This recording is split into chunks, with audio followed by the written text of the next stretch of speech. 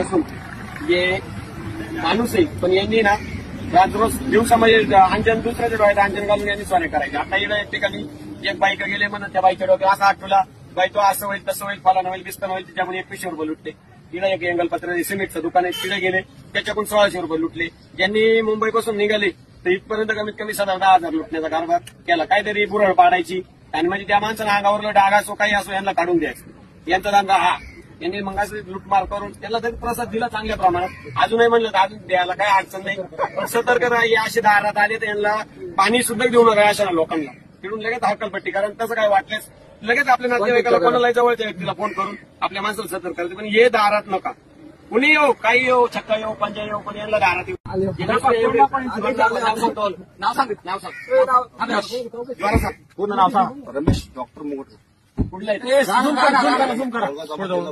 काय केलं ते सांगा, पुन्हा कबूल करा. ते काय कोणाकडून पैसे घेतले ते सांग. इतक्या घेतले पैसे घेतले नाही ऑफिस किती घेतले होते? 11.